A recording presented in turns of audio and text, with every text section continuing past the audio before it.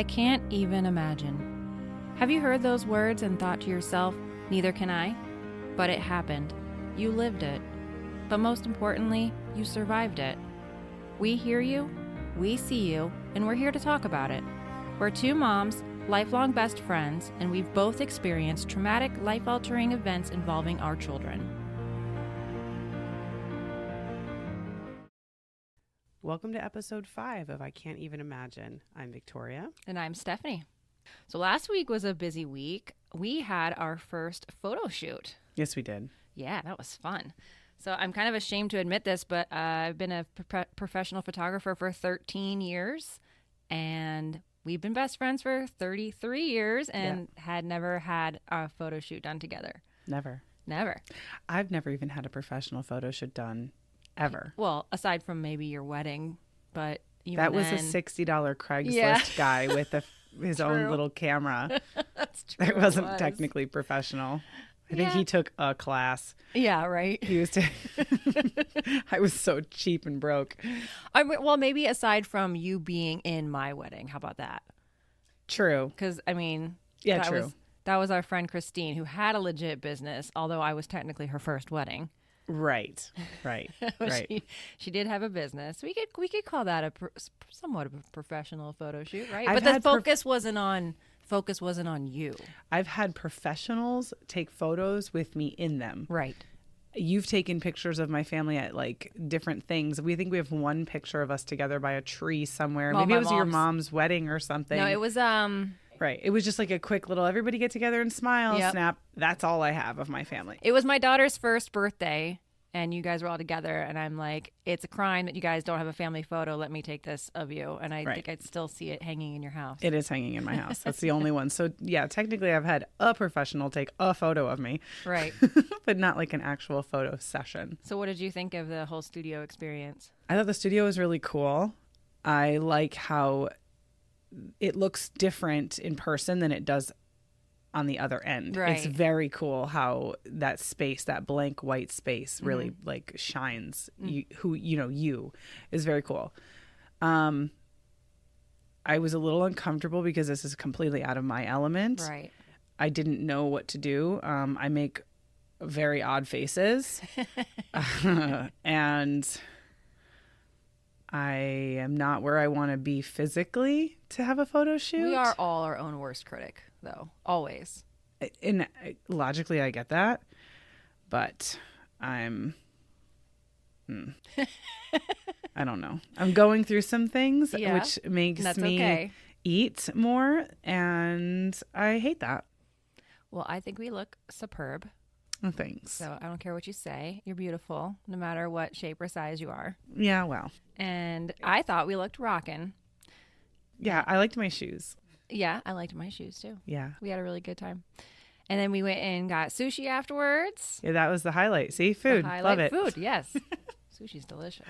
Yeah, it was very good. So that was so much fun. So thank you to my friend Marissa, who spent her time and talent helping us out and even stepped in to do our makeup because our makeup artist was sick and she had to cancel on us. And so Marissa stepped up to help. So that was we really, really appreciated that. Yeah, that was very nice of her. I appreciated that for sure. Yeah, and we looked really good. Mm-hmm. I think our husbands would agree. Yeah, I agree. So today we welcome a sweet mama named Megan to the studio. Megan is a mother of one adorable baby boy who has quite a story. Megan, welcome. Hi, guys. I'm so happy to be here. Thank you for coming. Yeah. So I'll just dive right into our little crazy journey. My husband and I tried to get pregnant for almost 2 years. Did a lot of different, everything was like ovulation testing, making sure my, hormone testing, just all that kind of stuff. I actually got to the point where the doctor would finally speak to me. We broke down and we were like, all right, we're going to do whatever we can. And so I ended up going in, finally got a fertility specialist visit, and because they won't let you for the longest time. Like you have to be trying for, So you have to have tried a lot of places. It's 1.5 years. And because I actually, unfortunately, was on birth control for a while for like cysts and stuff, I didn't get my period for a long time. So they didn't count 6 months of trying.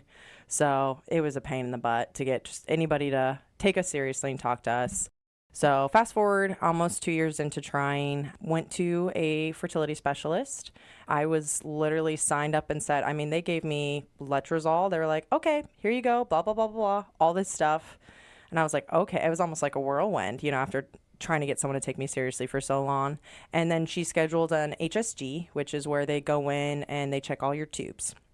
So pretty much the track process was we were going to, as soon as I kind of got on my cycle, they want to do these things on the third day of your cycle to time everything. My husband and I went up to Tampa for my birthday because my doctor's visit was the day before my birthday. We enjoyed each other, had a great weekend. We came back to life as normal. And for some reason, I just was feeling really anxious about starting everything and kind of thought on my heart, maybe this isn't what we need to do. Yes, we want to have a baby, but I don't know that this is how we want to do it. And kind of went back and forth on taking the medicine. Got to the point where I kind of had some bleeding. So it was technically day 2 of my cycle. So I would have gone in the next day to get the HSD, and I decided not to probably start the letrozole. I'm, bleeding and everything. So I kind of, after taking so many pregnancy tests and then being negative, I was like, okay, I know I'm going to have to take one tomorrow. Let me just kind of rip the Band-Aid off. Took the pregnancy test and I was looking at it, and there was like a faint second line. And I was like, Megan, you idiot. You took an ovulation test and not a pregnancy test. And then I was like, wait, that doesn't make sense because I wouldn't be ovulating right now.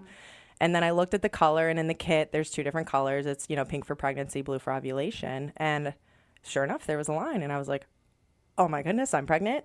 My husband is literally, I don't know, like the next room in the house. He's sitting on the couch. I'm in the bathroom. I'm telling you, I ran out of my bathroom. I went outside. I'm like, hey, I'm going to let the dogs out really quick. Called my sister, broke down because like I said, I was kind of bleeding. Yeah. And so in my head, I'm like, I'm either having a miscarriage or something's happening. I was very happy because I'm like, okay, we finally got pregnant on our own. What a miracle. But I don't want to tell my husband because it's going to break his freaking heart if this doesn't survive. Mm-hmm. And my crazy self went to work without telling him. Oh, my. Crying, taking pregnancy tests in the bathroom, all of them coming back positive. So like I said, it was just a very mixed emotions. Isn't that funny how we do that? Like, how many pregnancy tests do you think that you took, Victoria? Well, I always had very low HCG levels, and I would probably get a positive at 6th or 7th pregnancy test, weeks after I missed my period. Wow. Every time. So I'd call you first. Yeah. Every time I got pregnant. I'm one of the weird ones who only took one every time. But I have friends who go through I swear they're taking 20. They just don't believe it. And I'm like, girl. That was me. I literally, in that day, I think I took 7 just to make sure. And then I finally decided, okay, I need to tell my husband because either way, he's going to be on this journey with me. So even if, unfortunately it was a chemical pregnancy, he needs to know. And so I had to run after work and grab one of those yes or no, because bless his heart, he would not understand. My husband was super excited. We go into our whole pregnancy journey, obviously just very excited, but also very aware. So when I took the test, I was only 3 weeks and 3 days pregnant. So I showed very early as far as the HCG levels. As I said, I was bleeding. The bleeding did not let up. Of course, they won't see you until you're almost out of your first trimester. Mm-hmm. Were you spotting or were you I bleeding? Was bleeding. Period bleeding? Period. Wow. And I am very used to heavy bleeding. Not all the time, but with the cyst, that's something that's very common. I will just not hemorrhage, but just clot after clot. And that's kind of what I was losing with a steady flow. So I was just, we're excited, but we're also very, okay. Freaked out. Yeah, it's a little bit of both. We don't know what's happening. We're scared. 6 weeks hit. I am the most nauseous person I've ever met, which was horrendous. We get to 10 weeks. We do the appointment. Baby is alive still. They're not too concerned about the bleeding. Fast forward, the bleeding went on, until I was 16 weeks pregnant. Was it every period you'd bleed, or was it? No, it was consistent. It was every day. Some days weren't bad. Some days were spotting. Most days were legitimate blood flow. What is the explanation for that? Where the they doctor's knew nothing. just like, oh, so no I big did. deal? I did have a cyst on the other ovary, so they think that was part of it. They weren't too sure, honestly. They just were like, as long as you feel okay and you're not too dizzy or anything like that. Obviously, I became super anemic, and on top of it, still super sick. I did not go 2 days in a row without throwing out my entire pregnancy. Oh, you poor thing. Yeah. That's like my worst fear in pregnancy is being sick like that. And I'm so sorry you had to go through that. So I eat pretty healthy. I pride myself on like being a better eater, very like clean ingredients, minimal ingredients. I ate like the nastiest 5-year-old in the world when I was pregnant because that's all that I wanted. It's like, yeah. And then I'd go like, okay, Megan, you are not helping this baby out at all. You need to eat better. And I'd have just like one day of just insane binge eating. And then I'd be like, okay, we're doing greens. We're doing this. And I just, no matter what I did, everything just came right back up. Oh, my goodness. Yep. So that was beautiful. So, pregnancy was not the best. Obviously, very, very grateful. But we also had a lot of different scans. They were worried with me throwing up about how small I was because I was measuring too small. Baby was measuring too small. On our first anatomy scan, they couldn't see the heart fully, so they couldn't see the fourth ventricle. They were worried about that, but thankfully they never told me. They were just like, oh, okay, we couldn't get all the pictures, so come on back. And I was like, okay, not worried. Go to the second anatomy scan, and they're like, yeah, okay, so we can see the full heart now. His heart's good. And I'm like, what do you mean his heart's good? Yeah, was that a problem before? Yeah, so lots of scans, lots of craziness, just the whole journey. Fast forward to it's time to get this baby out of me. I'm actually working. I am it's like 11:30 at night. I'm leaving my restaurant, got my butt kicked. I just knew. I walked in and I told my other manager, I'm like, you guys, you better be having your phone ready because I think the baby's coming. And she's like, no, it's not going to come until Tuesday. He's not going to be here till Tuesday. How far along were you at that point? So I was like 39 weeks and 5 days. Okay. So this is right at the time. Yep. Perfect so this timing. is Thursday. I'm due on Saturday, the day before Mother's Day. And I'm just miserable. Like I said, I leave work. I get home. I am so miserable sleeping. And just with my nausea, I sleep on the couch my whole pregnancy. So I'm like elevated. And I wake up on the couch and it's like 2:00. And I'm like, gosh, that's weird Braxton Hicks. And then another one happened. And then I was like, And so I was like, you know what? Let's be a little dangerous. Let's look at our contraction timer. Let's see what's happening. And I've got the dogs with me. My husband is obviously just blissfully unaware of anything and snoring like they always are. I love that. Blissfully unaware. Yep. Yes. And so I kind of keep getting these contractions and they're pretty steady. They're not too bad, but they're pretty steady. They're just kind of going. And I'm like, you know what? I'm going to get up and I'm going to do my hair. I'm going to brush my teeth. I start cleaning the house. Just the weird stuff. That too. I did my hair. I did my makeup. I made sure everything was clean down there. Yeah. To prep for my first birth. Yeah. Second birth, I'm like, I don't care. See me as I am. I love it. Yeah, I just kind of was like, it's so weird because I didn't think about it and that was never a plan. And I'm a very plan type of person. I had a whole list of, okay, when we're leaving the hospital, we need to grab all these things. I didn't even look at that list. And like I said, I just got up and I was like, oh yeah, I guess I could just, wipe the cabinets down real quick. And you know what I can do? There's that spot. It was almost like weird, calm nesting. It's like a nesting. So strange.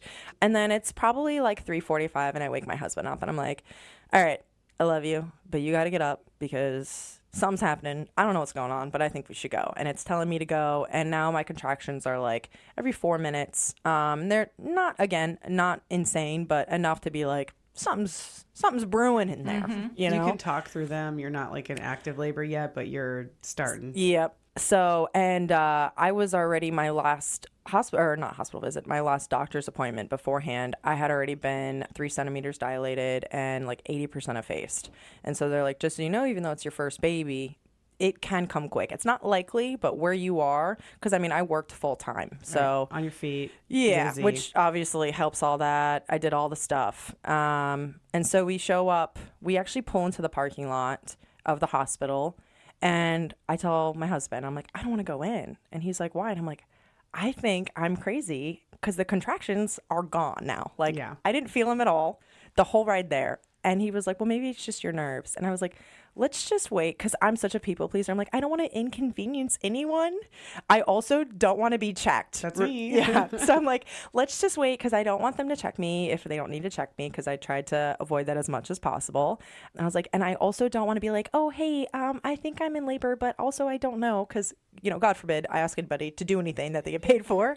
Yep, that's me. It's so funny how we do that to ourselves. We're awful. like, no, can't do that. Sorry.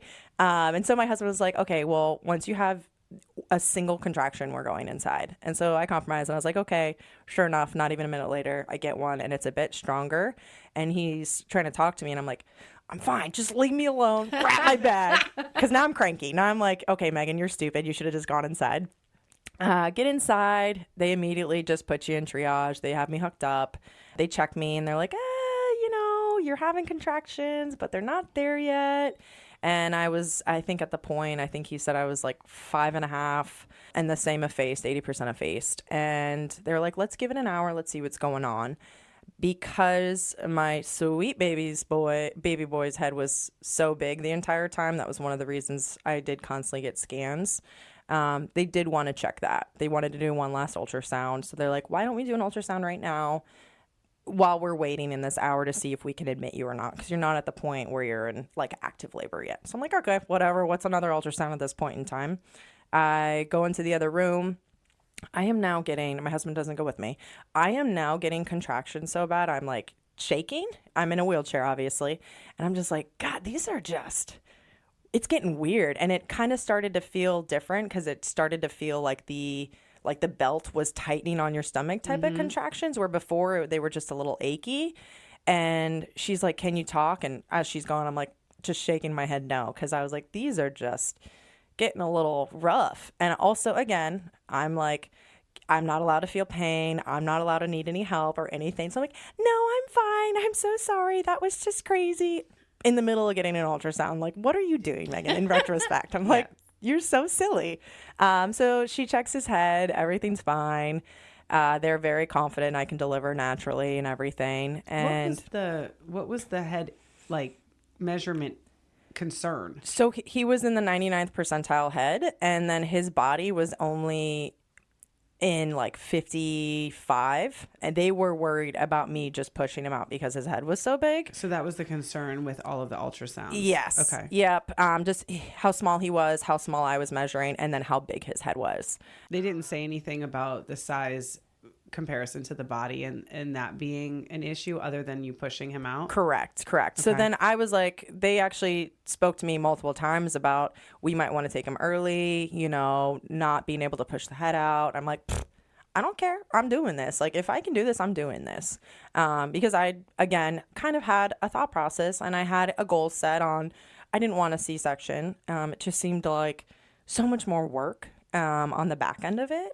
And I want to give my body the opportunity to do what it can do. You know, it's taken me this far. It's protected this baby this far. Let it kind of do its thing. So that was always my thought process. And thankfully, my provider was very great with me. I think they were just more so trying to warn me about possibilities rather than scare me. But that just made me more adamant on, no, I'm delivering this baby vaginally, and I don't care what you say. You know, everything looks great. They're like, you know, it might be a little tough. He's got a big old noggin. I think I'm giving birth to like Megamind. Like, I think that is what is coming out of me, the way they are prepping me for this. So it's now probably 7:00 in the morning. And they're like, okay, we're going to go ahead and admit you. You know, you're definitely there. As far as your contractions, they've sped up. I get to the L&D room, and immediately they're like, do you want an epidural? And I'm like, no, I'm okay. I want to kind of like bear down and see what I can do. I'm at this point in time, I'm not fully against it. I would like not to get one, but also I'm like, who knows how long I'm going to be in labor for? And that was kind of a thought process the whole time, was I need to be realistic about how long I'm going to be pushing, and just being so tired. And right, how long you've actually been awake for too, because you said you were awake at 2:00 in the morning. Yeah, and that was, you know, getting home almost midnight. So like, I'm already beat up. I'm already exhausted. And then once you're in the hospital too, they're like, you can't eat anything. So it's like, then I snacked. I snacked. Good for you. Your girl brought snacks. I threw them up, but I brought them. Yeah, I had my blue emesis bag just next to me. I stayed like strapped, not even thinking I'm going to a hospital that's going to have emesis bags. I'm like, Megan, again, why are you planning this hard?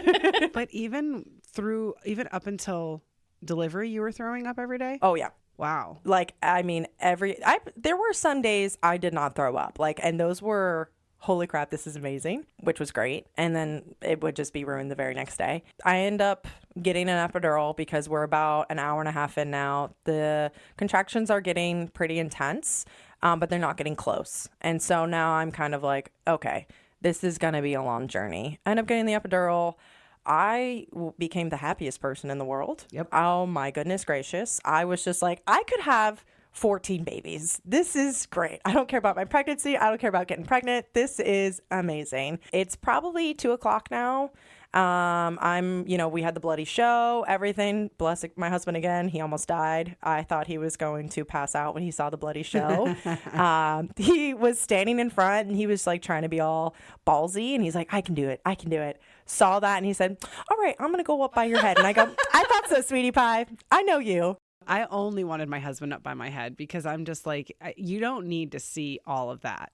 That was always our game plan because he's also never really seen me in like a vulnerable state physically. Right. This man hunts. So like we hunt, we skin deer on our property, like do not matter about anything. Like, we do not care. That does not bother us. He doesn't get grossed out, but then he sees the bloody show. Yes, it's human. And I think it's specifically me too. Because like I said, his wife. Yes. And he's never seen me in a vulnerable state, especially they can't help you. They can't do anything. Yeah, I feel very helpless. And I think that's so hard for a man to like not be able to be in that protective role in that point in time. So we were I saw his face. I locked eyes with him and he's just like, yeah, I'm gonna head up by your head. I'm like, yeah, that's what I thought, sweetie pie. So I do a round of practice pushes with my midwife and she's like, holy crap, I need to get the doctor. This baby's going to be out quick. And I was like, again, I could have 14 babies. This is amazing. Like, this is so worth. Yeah, I'm like, this is just so cool. Like, look at me go. The pregnancy sucked. Everything else sucked. But giving birth, check. Let's do it. OB comes in probably about 10, 15 minutes later. I went through another round of contractions before he came. He came in, had me do the same thing. Had me go through when they came up. He was like, all right, push through them. Let me see what's going on. He was like, wow, you're doing great. You're bearing down. I guess at one point in time, I was trying to push with my face, which I still don't understand how that works. So that was like his one key. He was like, you can't push with your face. And I'm like, I don't know why. Like, I can't feel anything. Yeah. I'm also like, I don't know why I thought I could push with my face, but okay. He ends up giving me after the contractions just to see where the head is and what's going on. And I will never forget, this man goes, huh, and kind of made one of those like confused eyebrows together type of faces as he's inside of me. And I'm like, that's not a great. Like, I don't like that. And again, people pleasing. How dare I ask this man what's going on inside my body? And so I'm just like looking at my husband, looking at the doctor, looking at the midwife, like, what does ha mean? And the midwife goes, yeah, did you feel that too? And I'm like, okay, can someone please clue me on what's going inside my vagina? That was my question. If you have a midwife, why is she calling an OB? Was it because of the head size? So I think now I know, but I did not know. She felt the spot. Okay. So that is why she called him in. Okay. So the turned out to be a spot. They thought while they were feeling post contractions, they were feeling something very hard and then something soft in the middle. So they thought in this time from the ultrasound in the morning to when I'm pushing that he kind of relocated and now he is face down. And so that is, I know now, not in the moment, but I know now that is why she ran and got him and was like, okay, well, something's weird. And again, didn't even think anything of it. And so the OB tells me, he's like, well, we're just feeling something hard all around and then soft. And he's like, I really think this is his eye. And I was like, oh, well, I got an ultrasound earlier and he was in the same spot because my baby did not move the entire pregnancy. He stayed bottom right my entire pregnancy, never floated up. I carried super low the entire time. And I was like, he was in the same spot, at 6 a.m., 5 a.m., whatever it was this morning. And he goes, yeah, I'm not sure. He goes to check again. And he's like, yeah, I'm definitely feeling it's got to be his eye. And he was never sure, but he was very, very confident. The midwife was very confident with that as well. And he just looked at me and the midwife looked at me and they looked heartbroken. And I already knew it was coming. And he literally closed my legs, and he goes, I am so sorry to tell you this, but I think that you should definitely get a C-section. He's like, with what's going on, how big his head is, and with him being face down, I do not think it will be good for you to try to push this baby out. He was like, you will probably tear the whole way. It's going to, he might get, and he gave me, it was still my option, but he kind of put everything on the field. Like, he could get stuck. You know, there was a lot of different things. At this point in time, I'm just scared, right? And I'm like, well, whatever I need to do for baby. So if I need to get a C-section, we'll get a C-section. I'll worry about that later. Because the last thing I wanted was my sister, actually, while she was giving birth, my nephew got stuck.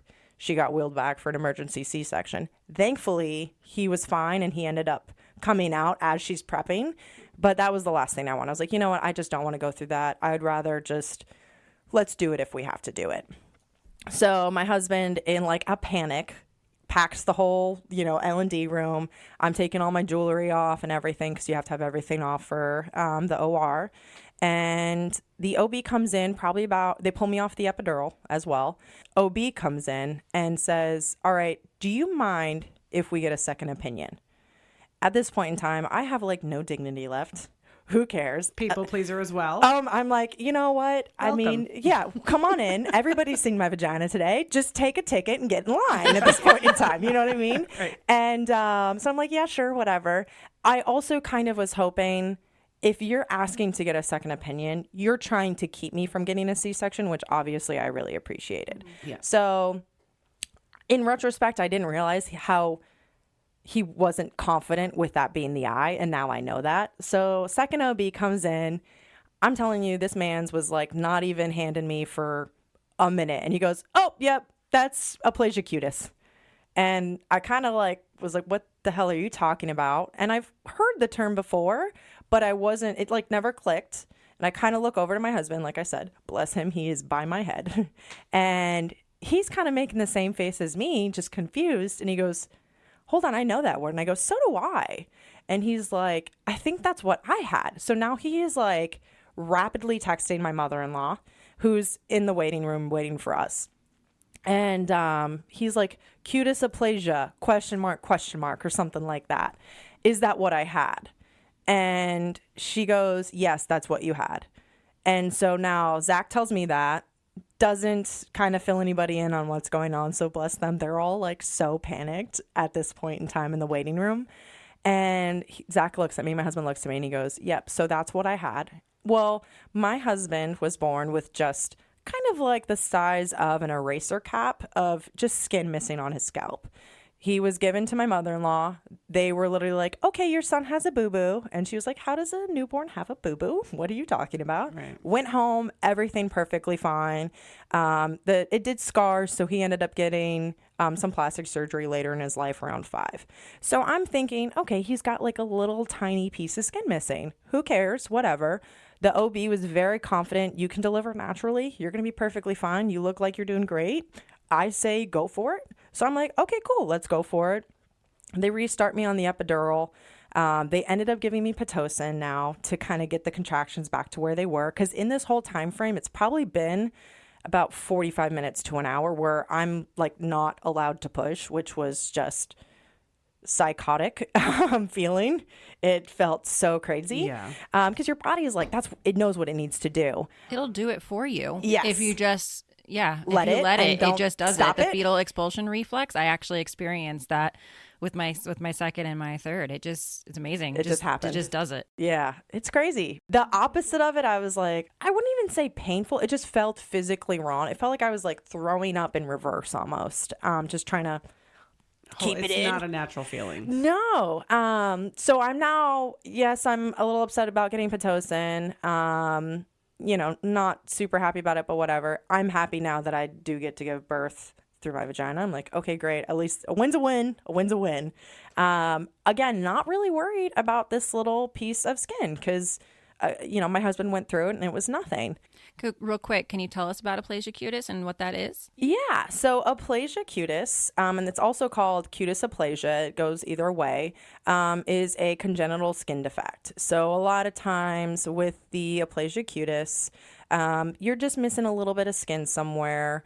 There is sometimes bone missing, but that is incredibly rare. And then in the very, very, very extreme cases that are just hereditary, sometimes the children will be missing part of their limbs or skin on some of their limbs. And that's the very, very rare and extreme cases. Okay. So, in my head, I'm like, okay, it's just going to be we know nothing about, aplasia cutis at this point in time.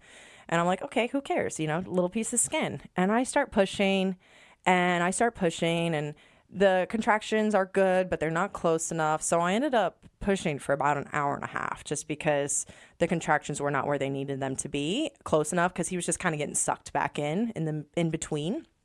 My OB looked at me and he was like, listen, you've got this. You're going to do great. I'm calling NICU in here. Don't be worried. I'm like, okay, well, why would I be worried? Don't think anything of it. And I'm thinking it's just because of his piece of skin. And you can tell when he sees the skin that's missing and he sees what's happening, the room just changed because, in front of me is my midwife, is my doctor. My husband got brave at this point in time, and he kind of was going back and forth. I can see it on his face. I see it on NICU, and I'm like, okay. And then all of a sudden more NICU comes in. We started with maybe about 8. Now we've got probably about 20. And I'm like, okay, this is getting kind of weird. What's happening? And you could just feel the room change. Yeah. The energy. It was just almost like soul sucking. Yeah. It was almost like that, just like, it's a beautiful sunshine day, and then all of a sudden this huge cloud comes in, or like it gets super cold or something like that. Or like when everything just goes quiet. Yes. Like when you see a movie and something crazy happens and there's no sound out of nowhere. It's like almost like a... Yep. Yeah. It was, I just got chilled because that's what it felt like. It was just this, okay, something's wrong. And in my head, I knew like something's happening, something's wrong. There's something not being said right now.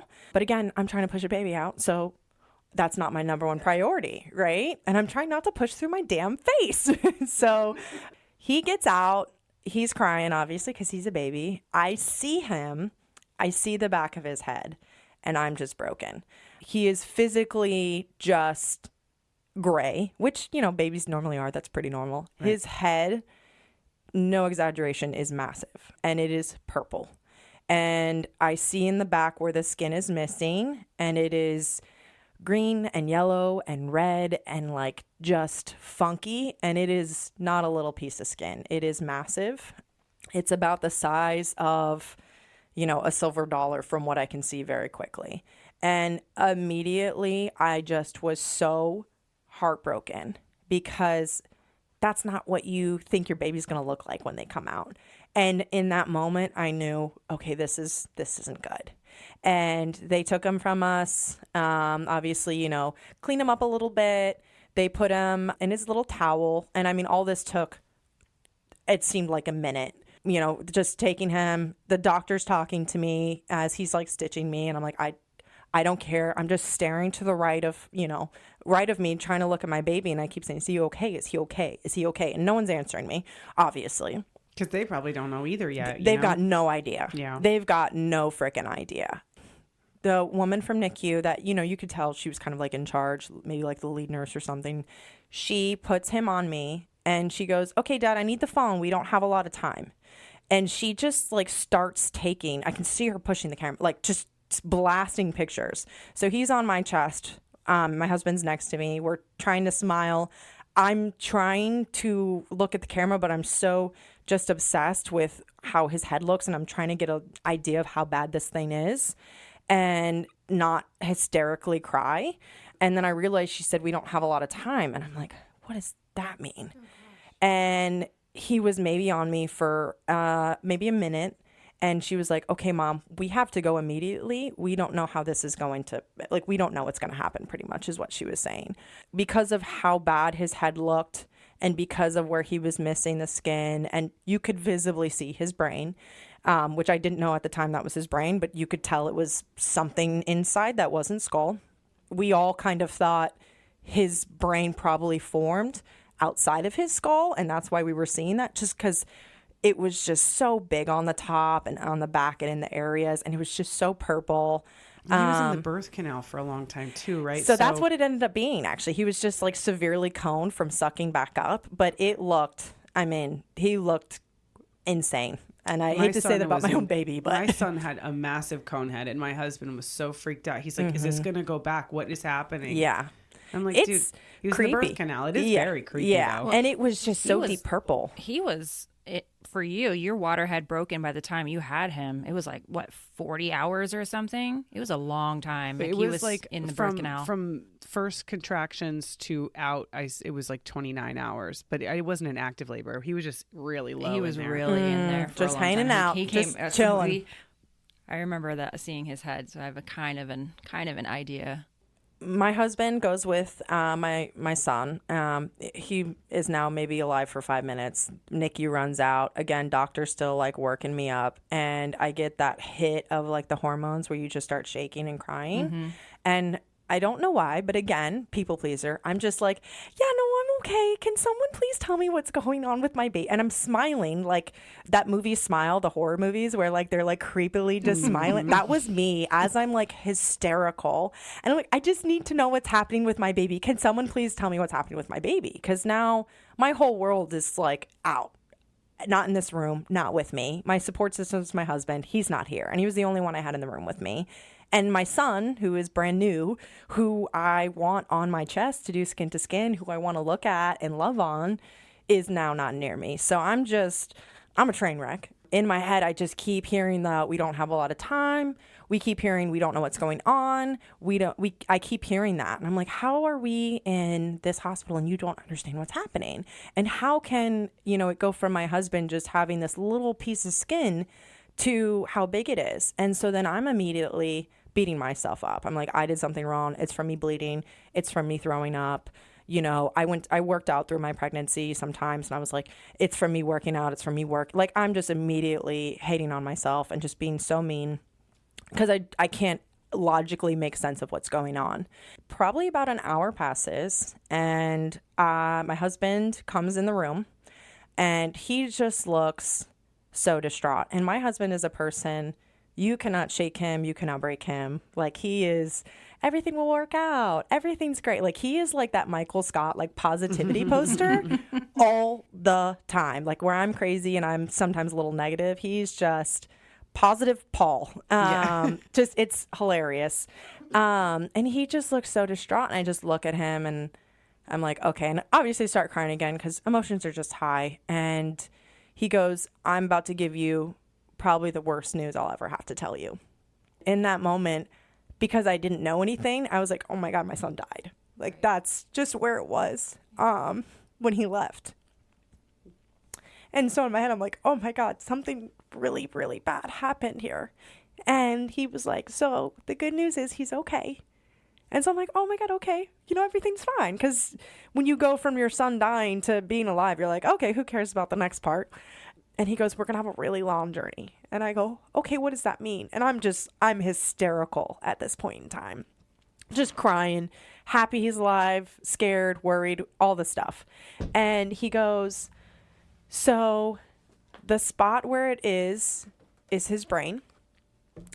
And thankfully, it's called duramater, or duramater. I never say it correctly. It's kind of like the jelly thing that's on the outside of your brain that protects it. He's like, that is intact. He goes, in his MRI, there was brain decay. They were poking his brain from where his skull is missing. They were poking his brain during delivery. So when they were doing the vaginal checks, yes, that's what they were feeling. So the part that they thought was his eye was his brain. My sweet, sweet little big brain baby. So he said, during delivery, they were poking his brain. There was brain decay on, the MRI. And I'm just thinking, okay, what is this? What does any of this mean? Right. And I'm like, what's our journey? And that's what I kept like, what's our journey? What's going to happen? And he goes, well, right now, the lead of NICU is saying we need to go somewhere else. And at that point in time, it was either we're going to take an ambulance to Miami, or John Hopkins was going to send us a helicopter, because they don't have, where we were, they did not have the team for what was happening, because we needed plastic surgery and we needed neurosurgery and we needed it immediately. At this point in time, we were told my husband was told, and then he told me, because they were poking his brain and because there was brain decay, there was a very strong probability we were looking at some type of brain damage. So yes, he's viable, but again, that's where that long journey came in, is we don't know what development's going to look like. We don't know, reflexes, it's just anything that your brain does, because your brain does everything. And at this point in time, I'm just like, okay, well, how long do we have? And he's like, we're going now. And I was only probably an hour, maybe an hour and a half out of labor. So I wasn't allowed to get up yet because they make you wait the 2 hours. And I said, okay, well, I want to see him. And my nurse, the sweetie pie, she goes, we're going to get you down there. As soon as we can get you up and we can get you in that wheelchair, legally, we will get you down there. You will see your son. And I said, okay. The head of NICU came in and he said the best option was going to be John Hopkins. And he said, we're not sure if they're going to go via ambulance or go via helicopter, but we need to get you there as soon as we can get you there. And so I'm like, okay, you just kind of take the plan and you just kind of go with it. And you're like, okay, this is what my life looks like now. This is what we're doing. And we were just eager to get a lot more answers. I finally get to the point where I can get up. I'm wheeled down. My sweet husband takes me with my nurse. And it was a rough wheelchair journey, I got to say, because I was in pain. And I'm just, heartbroken as well. And I hit the NICU door. I see my son, and he is just like a completely different color. His eyes are just wide open. And obviously at this point in time, we can't touch him, can't hold him or anything. And he's laying on his stomach because of his big, boo-boo on his head. And I'm just looking at him, and I'm like, this baby looks perfectly fine. Like, how it's almost like he was switched out. It was so strange. Did they have like a little cap on his head? Had a little cap, had a bandage. I mean, he was just done up. They had the heaters on and everything, but he wasn't gray anymore. His head still looked crazy, but his eyes were open now, and he was just staring at me while I was talking to him. And I just was like, okay, this is great. My husband, I heard him leave the room for a second, and I didn't think anything of it. And I'm like, okay, baby, you're going to take a journey. And he's just staring at me. And I'm like, in my head, I'm like, there's no way this kid has brain damage. Like, he is just staring at me.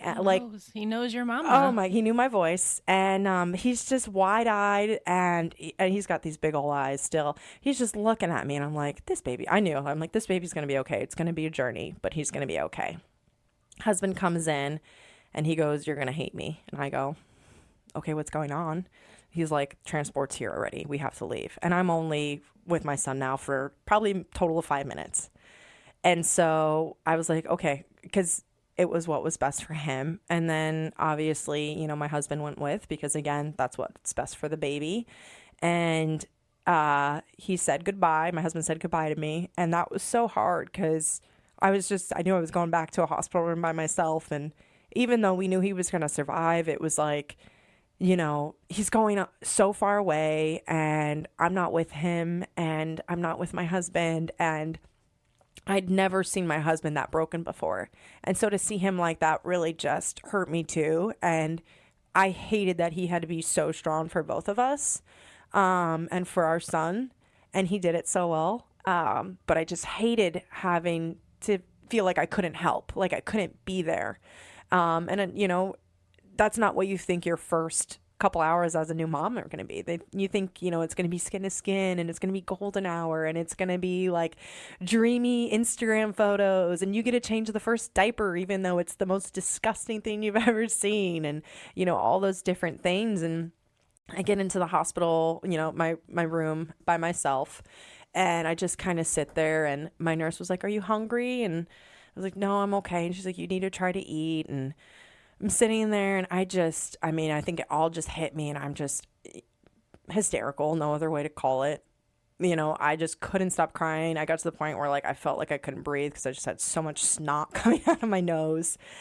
They ended up putting me on suicide watch, because they have you take those postpartum depression surveys, and you just told me my baby might die. So I didn't answer them great in retrospect. So it was definitely a tough little bit of time. My husband gets up to the hospital, and he texts me he's there. They ended up going via ambulance. And I was up at like 4 a.m., so maybe 4 hours after they left, and I was cleaning the hospital room. I was packing my bags. I was like, I'm going to St. Pete today. I'm going as soon as I can. You know, my nurse came in and she's like, you're walking. And I go, I'm leaving. And I said it just like that. Like, I'm going to go see my husband. I'm going to go see my baby. And she's like, okay, let's see what we can do. They got me discharged early. Obviously, you can't drive. So my mother-in-law and my father-in-law drove me up. I got to see baby, and it was the day before Mother's Day. So I was just so happy to see him and just to be reunited with my husband. We didn't have a lot of answers still. We thought originally his first night there or that morning, he was going to get another MRI to kind of see what was going on.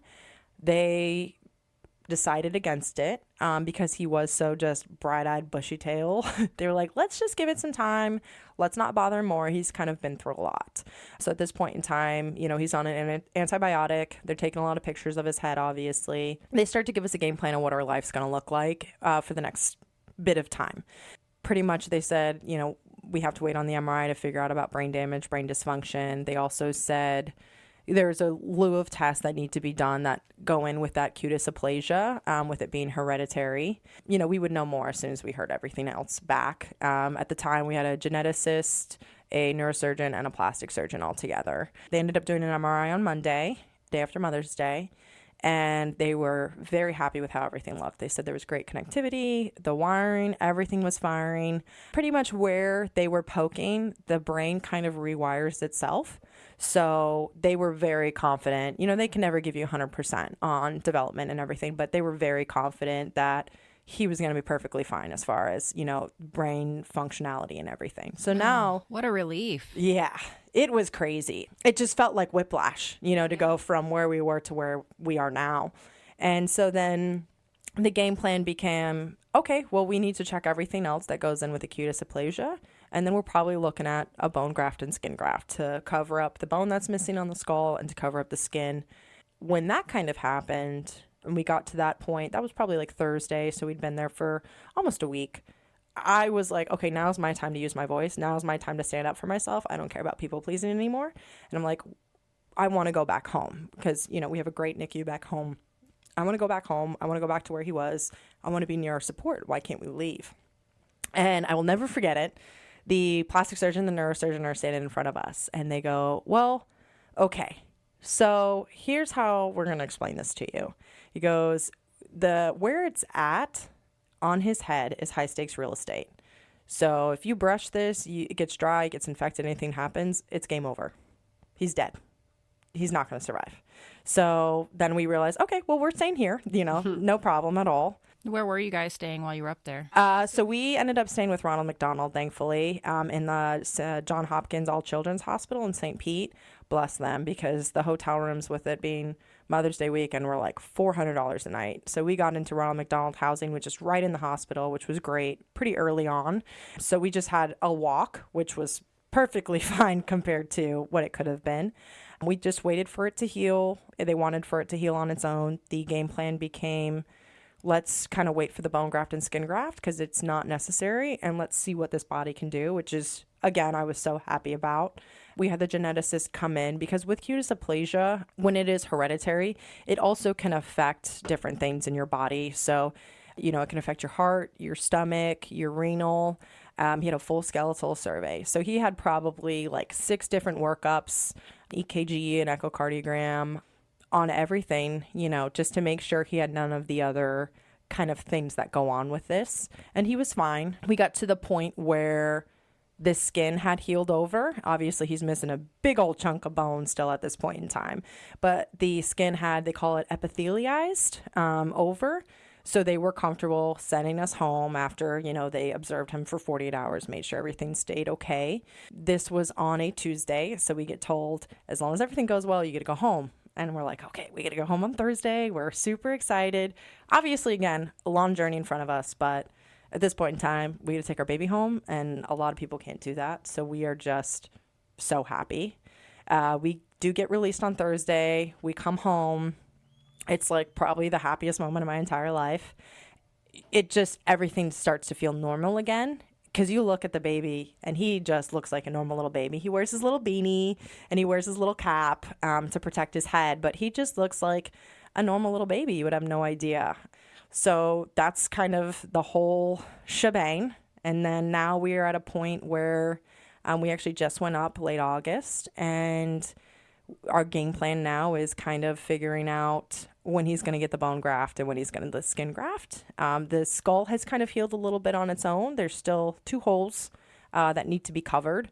And then the skin, just because it's so scarred up, we do need a skin graft at some point in time. So that's kind of the care. They're looking to do that within 6 months to a year of age. So just a couple months from now, possibly up to 8 months, because he's 4 months, my little sweet baby. So yeah, so that's where we are. It's been a wild ride. So with the skin graft, is it on like where his hair is going to cover it? Yes. So the spot is on kind of like, it's called your occipital. It's like right on the back of your head. And right there it's your transverse sinus. And that vein is in charge of like 33% of your blood.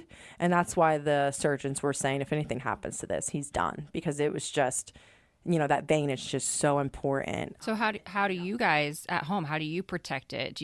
What's your We just don't drop them. No, it's, so we keep that kind of the beanie on and padding. They said it's going to be, now that it's closed, it's going to be, and there's some skull there, it's more protected. It would be a lot harder to mess it up or do something. But yeah, for the longest time, we couldn't hold him a certain way, couldn't feed him a certain way, because you couldn't have any pressure on the head back there. The way he sat in the car seat, his neck had to be like all the way down. Just silly little things like that. He slept on his stomach for a long time because of no pressure on the head. But now it's kind of just, it's normal, We're a lot less fearful than we were as well with his care. I think we're more confident in how we are as parents, but also he's just healed so much with that skull that it's been great. And how big are the holes that are left? Probably like the size of your fingers. So like if you were to like almost like a bowling ball, like the 2 finger tops, not the thumb part. Yeah, probably about that size. But unfortunately, of course, they are where the vein is still. So like I said, it is a lot better, but still a little dangerous. So we just need to be super careful at all times, keep it clean, all that kind of stuff. I may have missed this because you went through that pretty rapidly, but what is next for him, you said? So next, we go up in the middle of December, and they're going to kind of look, he'll get a CT scan so they can kind of see brain connectivity again, just to make sure. Because like I said, even though they're super confident, we're never fully out of the woods until we are. They're going to look at kind of where his bone growth is. Hopefully that bone has closed. If it has, then we won't have to do a bone graft, which will be great. Yeah. But they will probably and very possibly kind of have to shave down and smooth that skull. And then also a skin graft. Right now, the skin is very elastic on his skull because his head hasn't fully grown. Obviously, your brain and your head grow up to 90% by the time you hit 5. So he's got a long journey on that. So right now he can kind of take all the skin and pull it together and just cut that out. Unfortunately, neuro, they're the part with the bone, obviously, they want to wait as long as possible and let the body heal itself. Plastic surgery wants to go as quickly as possible. So they do work hand in hand. It's craniofacial surgery. They are great and they're an amazing team, but unfortunately it's like 2 different goals at the point in time on time frame. So we're kind of hoping to hit a sweet spot where the bone has closed, but the skin is still a little elastic. What's the point of the skin graft if it's going to be under his hair? So there is no hair there. And their scar tissue is very thin, not like ours where it would like almost keloid and be a little thicker. Theirs is very, very thin. So it can just kind of tear pretty quickly. And there's no hair growth or anything there. So it's more of cosmetic. As far as the skin graft, it's not anything that necessarily 100% needs to be done. It definitely would be safer just as far as protection down the road, like I said, because it's so thin. But also it's a pretty big spot. In total, it's almost like the size of my palm that's missing hair just because it ended up trailing down almost like a tail, like almost like a stingray, down almost to his neck on just a little holes and stuff like that. So poor guy's it's almost like he's wearing a yarmulke on the back of his head where the hair's missing in the skull or the scar.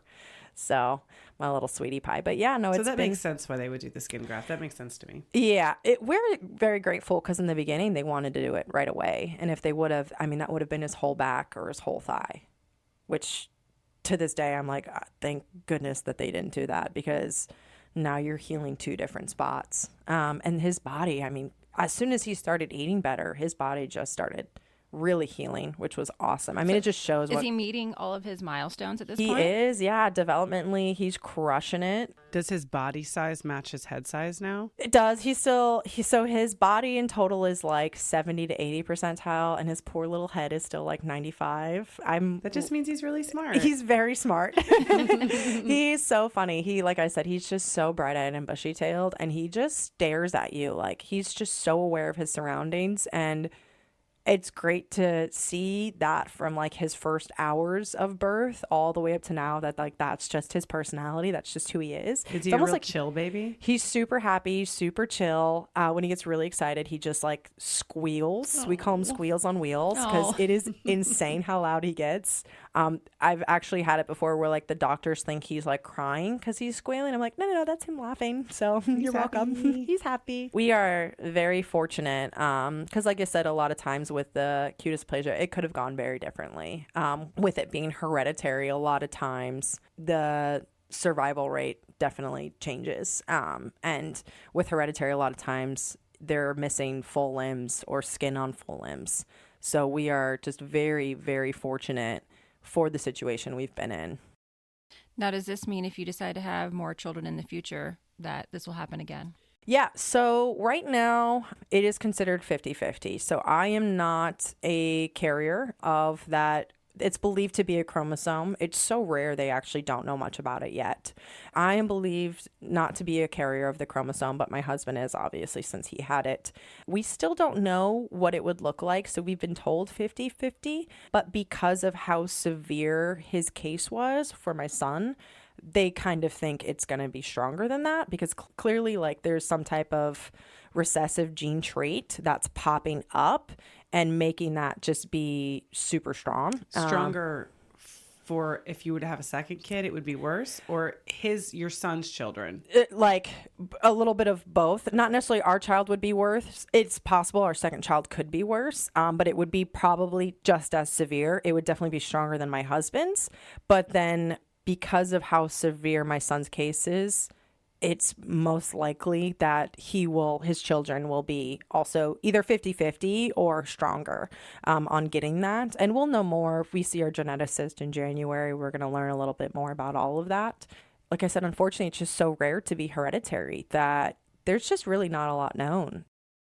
Is there a way that they can test for it prior to pregnancy? So yes and no. They can kind of look at ultrasounds. They can't do like a physical genetic test or anything like that will show that. In retrospect, obviously, if we would have known that this cutis aplasia could be hereditary, especially to the part it would have, that's something I would have told the doctors. Hey, I've got this going on, and, my husband does.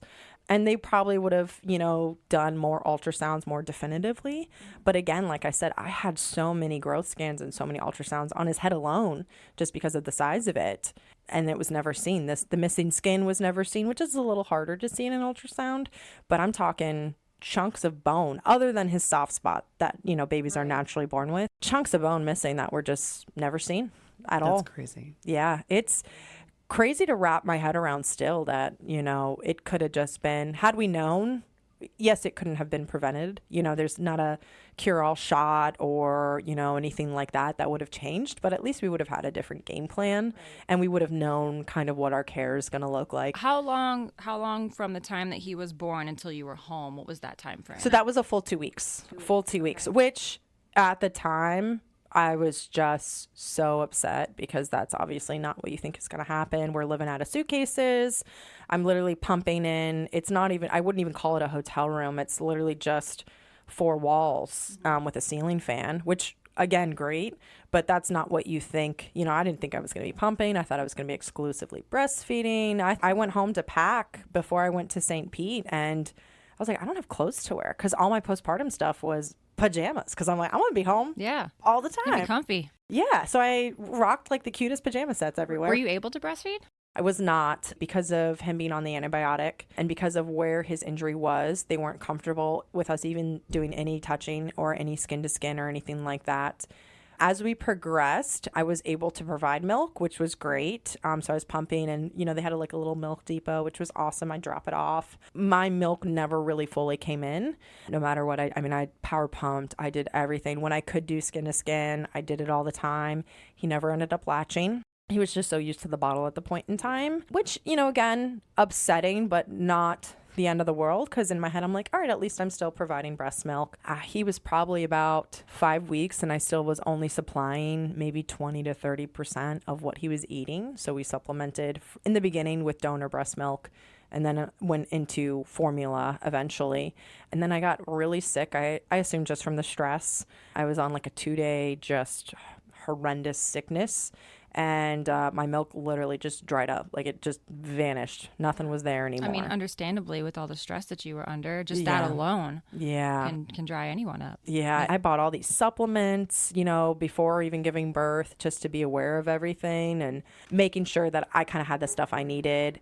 I read all the stuff on breastfeeding because, like I said, that was just so important to me that I wanted to be prepared and then just to come, and it didn't even happen. Yeah.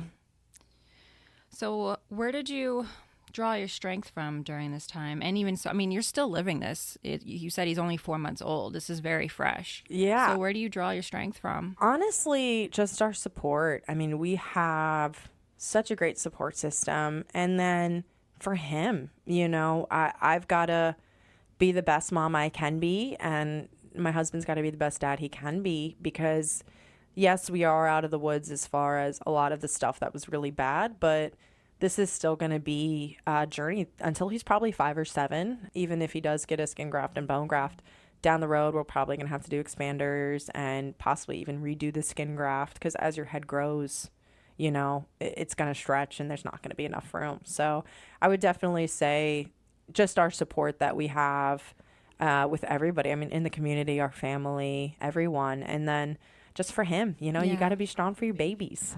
Do you by chance have a GoFundMe or a page that our listeners might be able to donate to? So we don't. We kind of toyed with the thought process because medical bills are crazy. Yes. We already are in hundreds and hundreds of thousands of dollars, and we haven't even gotten anything back.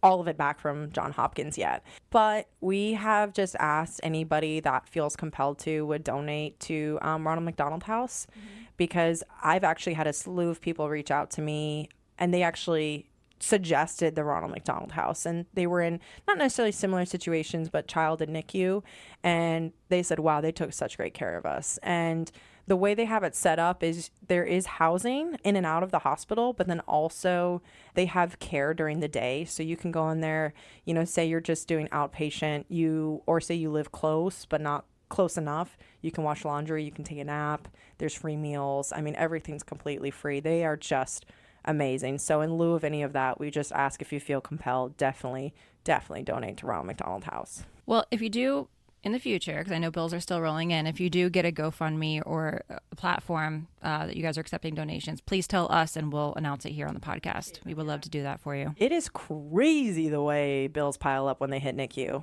Oh my goodness. I was not ready for that. Anything medical. I mean, my daughter's, we were $750,000, I think, at the end of the day. Yeah, goodness gracious. Yeah. I talked about in my episode about my son's journey that just one of the drugs that he had to get twice was $93,000 each time. Which is crazy. I just... A life-saving drug.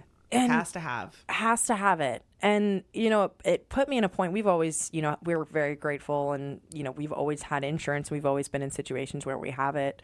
But it's just crazy to wrap your head around. I mean, even just his little 4-hour stint in the NICU at the first hospital was $50,000 just for him. And I'm like, what did you guys even do that's right. $50,000? Yeah. So it's been, and then things, just not being covered because they don't deem it medically necessary, like the skeletal survey. And I'm like, how is him not having all of his bones in the right spot not medically necessary if he's got this hereditary problem? Right. It's crazy. That nobody caught. Yeah. We've had a lot of issues because of it being so rare. Insurance just bouncing back and forth with us as well. So that's been just tons of fun. We can leave this part out, but I'm just asking a question. What is the legality like if they're palpitating his brain? So I've actually had a lot of people ask me if I was going to go after medical malpractice or not.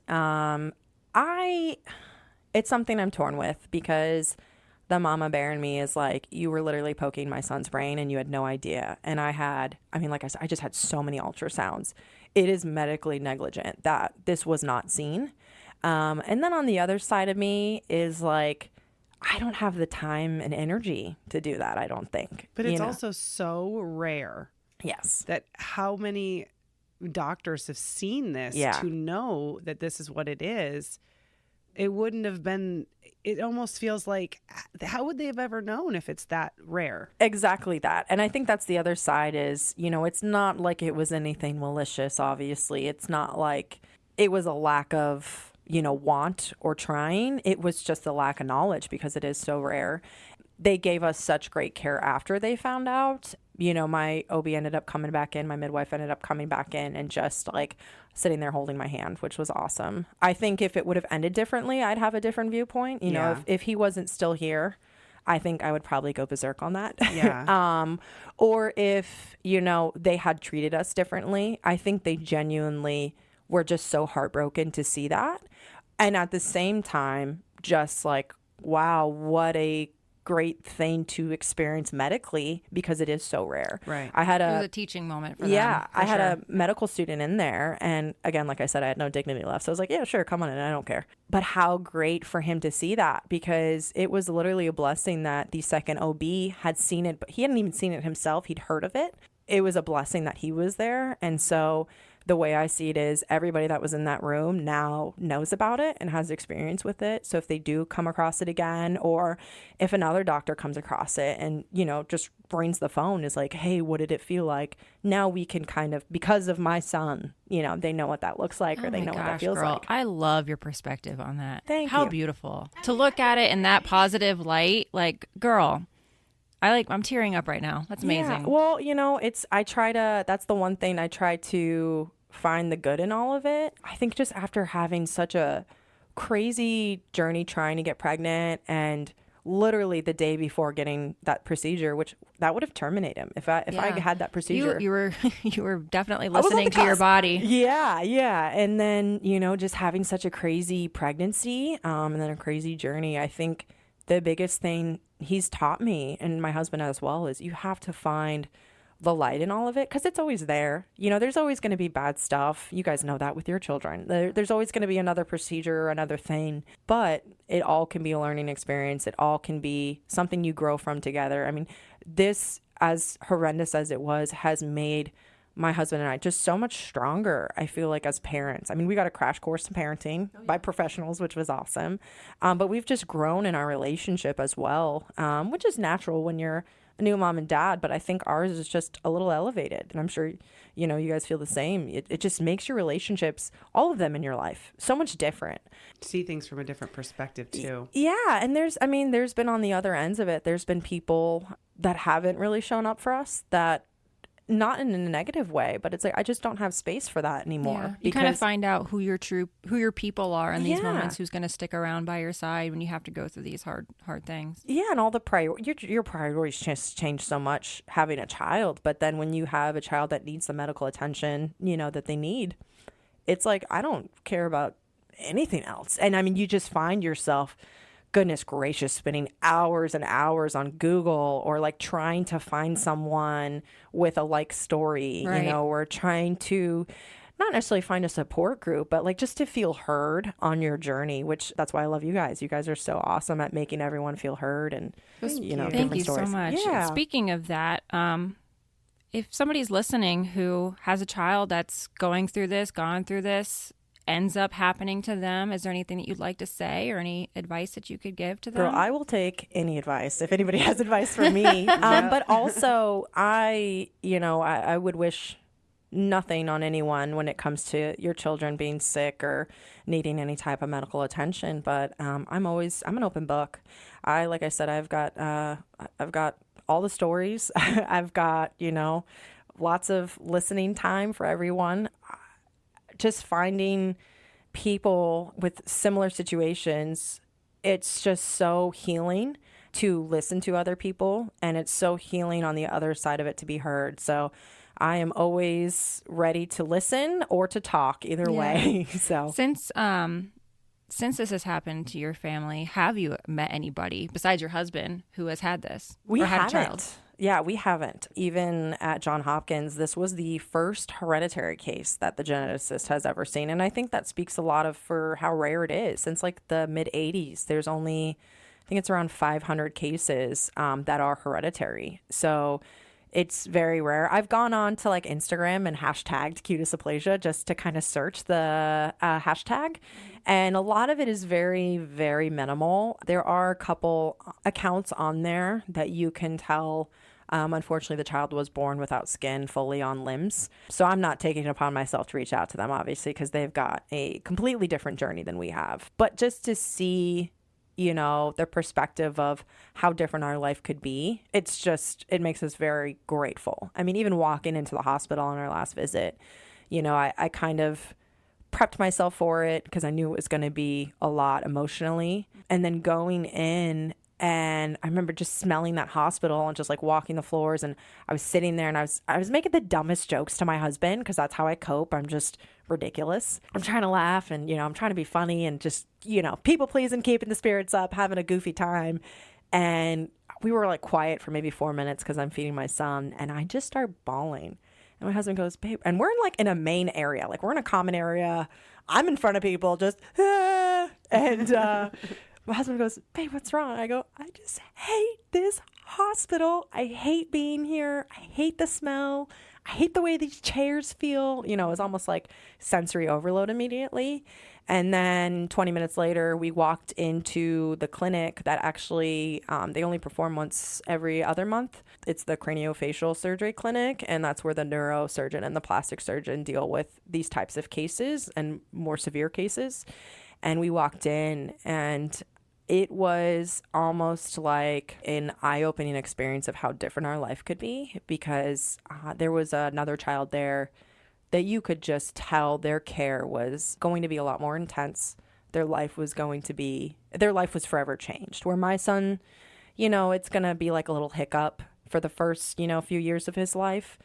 Their life is going to be different forever. And it was a moment of like, wow, we are so lucky. And it gives you a point of, you almost feel guilty. We keep talking about this. It comes up constantly. I said it in my episode. Yeah. Everybody in the rehab center, these kids are in helmets and in wheelchairs. Their life has been forever changed by whatever accident they were in. And my daughter's healing great, walking around. And I felt so blessed and so guilty. That's one thing we really want. We really want listeners who go through something similar that we've been through, like, that guilt is normal. Yeah. And it's all the time. Yeah. I mean, and it's so crazy how you go from being angry to then feeling guilty. It's almost like a piece of shame. You know, I'm angry that this happened to my son. I'm angry that it wasn't caught. I'm angry at a lot of different things. Mm-hmm. And then I kind of get the other perspective of like, oh my God, he's able to smile, you know, and then I feel guilty. And then you like post a picture and you're like, oh gosh, you know, this is crazy because not everybody can do that. I mean, just the simple fact that I was able to take him home, you know, that's something obviously we are so happy about, but not everybody can do that. And so, you know, we were talking briefly about, you know, NICU Awareness Month, and not everybody can bring their son home or their daughter home. And a lot of people stay a lot longer in the NICU too. And, you know, as much as I hated our 2 weeks, bless it that it was only 2 weeks. Yeah, you know, absolutely. Yep. And as you just mentioned, September is NICU Awareness Month. I actually looked up some stats. I was really surprised to see this, that it's actually between 10 and 15% of all babies born in the United States require special care in the NICU. That was mind-blowing to me. Yep. That's a lot of babies. That's a lot of babies. And the first thing I think of is a lot of heartbroken moms. Because that's not what you expect when you go in, especially, you know, it's your first child, or even, you know, your fourth child if you've never dealt with a NICU before. You go into it and you're like, oh my goodness, I'm going to have, you know, all these types of experiences, and it's going to be so beautiful. And yeah, it's going to be hard, but wow, this is the best thing I'm ever going to do. Mm-hmm. And then you just kind of get this bombshell, especially when it's something unexpected. I think even if you go into it knowing you're going to be in the NICU, it breaks you a little. It forever. Yeah. I'm that a NICU trauma mom. changes you. My first was in the NICU for 10 days. I'm wondering if that stat is based off of people who, like your son, Megan, who legit need the NICU. Yeah. And how many of that percentage are like, is a preventative, like your son, Stephanie. Right. You know what I mean? Right. I actually just had a friend that just had a baby later last week. And, she was in the NICU for 3 days. And there was some fluid in the lungs. And it was kind of one of those situations. But, man, my heart just broke for her because I was like, God, I just remember how that feels. Yeah. And, like you said, for preventative cases, I mean, there are better situations and, grateful that it's only preventative. But, like, being in the NICU just... That's God, what it's I like mean. soul sucking, That's what I mean. You're sucking the soul out of the parents and they can't really touch or hold their baby for long. And it really puts a hiccup in your breastfeeding journey, all for something that was it necessary? Yeah. I mean, mean, the money too. You were there because you had to be there. $50,000 for 4 days? 4 hours. 4 hours. Oh my God. Oh my God. 4 hours. Yeah. Yeah. That's intense. Well, and I know now that they book a whole day no matter how long they stay. But yeah, even just the, like I said, we were grateful because we had just a walk inside the hospital. There's like a little bridge that got donated. So walking from the Ronald McDonald, we just had to take an elevator up and then walk a bridge. I know the bridge that you're talking about. Yeah, it's a good bridge. It's a good bridge. You walk over and you take another elevator up and you're in NICU. So thank goodness for that kind of piece of convenience. But just that and then signing in and out and washing your and I wash my hands all the time, and just washing your hands to that level of that while you're scrubbing your hands, you're like, I might have something on me that could kill my baby. Like, that's just a crazy thing to think of. And then, only allowing certain people to see your baby is just another thing that, like, how do you choose that in the NICU? How do you choose which of your family members get to go in? And then, only so many allowed at one time. So I had to sacrifice a lot of times of my time with my baby so that others could enjoy him. And that's it's a crazy thing to wrap your head around, because you think postpartum and you think, again, I'm at home in pajamas, I've got pizza or some type of broth as well, and I'm snacking and I'm happy and I'm just surrounded by love. I'm surrounded by family. I'm surrounded by people, that care about me and care about my child. And instead it's like very isolating and it's very, seclusive. And it's just, I remember showering at one point in time and I was just sitting there and I just was like, I'd never felt so alone. It felt like I was the only person that's ever been on this journey. And, in the next room is my husband, who's also on the journey with me. But it just, in that moment, it just felt like it's just me. It's just me. I'm the only one feeling this. And it was just such an overwhelming feeling to feel that way, to not have that support, to not have those experiences, just to have them get stolen from you. It was just like, it makes you angry. Yeah. Yeah. And I can kind of relate to that, what you were saying earlier, about anything else could be on you that could potentially kill your child, or, having to scrub and sanitize and wash everything. When my son was going through cancer treatment, he was immunocompromised. He literally had no immune system. They use a number called or a thing called your ANC. And if that ANC is 0, they literally have no immune system. And his ANC was 0 a lot of the time during the really intense parts of treatment. And, and this was before COVID and all that crap. We had to sanitize everything, house, top to bottom, doorknobs, light switches, and we're very adamant about living our lives as normal as possible, because we are just those types of people. But those thoughts, they're so intrusive. They never go away. They never go away. Oh my God. I'm still, I can't tell you how many times I've literally just brushed his head on my arm. Not even intensely, but I'm brushed his head on my arm, or I pick him up and I'm like, what if I were to just pass out right now and drop him on the ground and then it hits his skull and then that vein explodes? I mean, just those crazy intrusive thoughts. Or if I am away from him, the trust of other people taking it as seriously as you do, I think that's so different for a mom compared to others, because we have this instinctive just need to nurture and care, and we lead that. And then to step away and just cross your fingers and hope that everybody takes it as seriously as you do, it's so hard. And then you kind of, again, you feel guilty because you're like, this person would never, knowingly harm my child, Right. obviously. But it's just that level of like, what can go wrong? And it's almost like it's instilled in you, like when you're in NICU, like you need to be so careful all the time. You can't live like, it makes you kind of like a helicopter mom. It makes you crazy a little bit, just a little crazy. I have a feeling that your son is going to be like the one that wants to play football, and you're going to be like, oh my God, okay. But my son is going to be, hi, welcome to Jackass. I 100% can tell. Like that is going to be him 100%.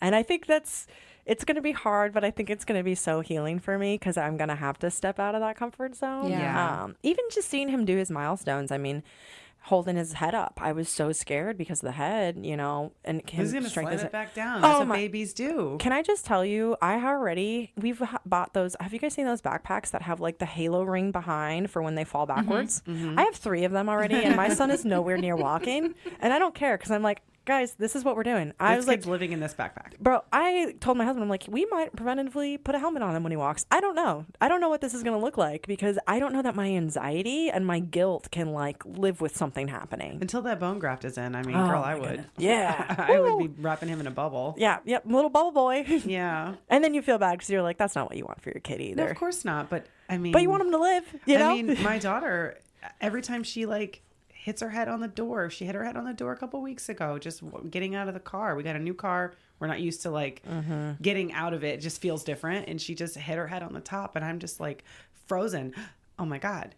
Like, is that going to affect her brain? Is this going to be it? Yeah. Is this going to be the thing? Is this going to be the moment? Yep.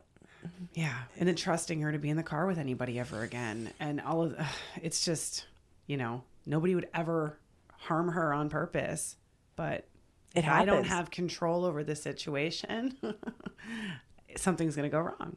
And that's what I think. It's so heavy. That feeling is just so heavy. And to, live with that every day, it gets, there's times where it's there, but it's not bad. But then there's times where it's like almost like debilitating. Like it's just like, how do I put another foot? Like, how can I let him be him? How can I let him live how can I let him play football when he's older?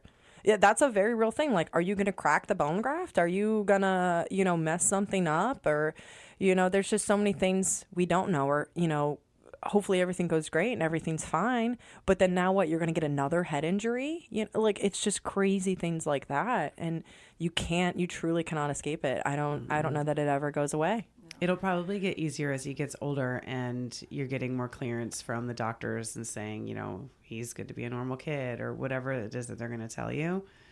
So that voice is probably going to get, quieter and quieter. That's the hope. Yeah, definitely. Because like I said, this is really just a journey, hopefully until he's about 5. The oldest is probably going to be 7 as far as, and by then it's just really just plastic surgery, possibly doing like expanders and different skin grafts and stuff. So will the bone graft grow with his skull? Yes, it's supposed to. Once it's there, it's kind of like, just there. It fuses in? Yeah. Where do they get the bone? So that's what we don't know yet. There's a lot of different options as far as like bone marrow, organ donors, that kind of thing. So we don't have a definitive answer on that. Skin is most likely going to come from him on some point of his body on some level. We're not too sure yet. As obviously he gets older and he's bigger, it's going to be less dramatic. Because like I said, if he would have had that at birth, it would have been his whole back or his whole thigh. Right. So we're kind of, fingers crossed it's, something pretty small or that hopefully they can cut a lot of it out and then just do a smaller. Put like an expander, like a balloon expander over time to stretch the skin? So we'd first get the skin graft and then as his head gets bigger, because the skin doesn't stretch that way. So the bone will fuse and it'll grow. The skin does not. A lot of times what they do is they kind of, like you just said, they kind of put either a bag in or like some type of saline and just saline and let it free float. And that just kind of chills on your head. And then you wear that for a while until that skin is stretched. And then they go in there and they use that skin and then kind of tie it all up. It's crazy. That makes sense how they would just stretch that same kind of area and then just cut out the part they don't want and tie up the part they do. That makes sense. What's crazy is the level of knowledge you get Yeah. about whatever your child needs. You become this like expert. Uh-huh. Like you just know everything about it. All of a sudden, anything you can know about it, you're just like, oh, yep, this is what happens, and this is what happens, and then da da da da da, and you can just rattle off everything immediately. Yep. Something you've never in your life thought that you would be an expert on. It's so weird. It's so weird. It's crazy. Man, what are you doing for yourself? Are you doing anything for yourself? I honestly, so I'm back to work because that is like the one thing that makes me feel a little less crazy. I think just normal. Feels a little more normal. Yeah, like a little piece of normalcy. I work out, just kind of that's always been my mental peace of mind thing. I'm just giving myself a lot of grace in this time. You know, I think that's so important just to be nice to yourself, give yourself grace, and be honest with, you know, whoever is helping you with this caregiving. Be honest with each other on how you're feeling. You know, be vulnerable, even though it's hard, and it's hard to be vulnerable because you don't want, you know, you're giving so much for your child. God forbid you ask for anything for yourself, but you have to, because you have to show up for each other. You have to show up for yourselves in order to take care of your child correctly in these situations. Because if not, you're just going to crumble. You know, it's a strong house is built on a strong foundation, and you need to be that strong foundation for your child. That's a beautiful place to stop. Thank you, Megan, for being here. Thank you so much for sharing your story. And I'm so proud of you. Thank you. Me too. So proud of you. Thank you for listening. You can find us on Facebook at I Can't Even Imagine, a podcast for moms, and on Instagram at ICEI_podcast, and all of your favorite podcast networks. Thank you for listening. Bye. Bye.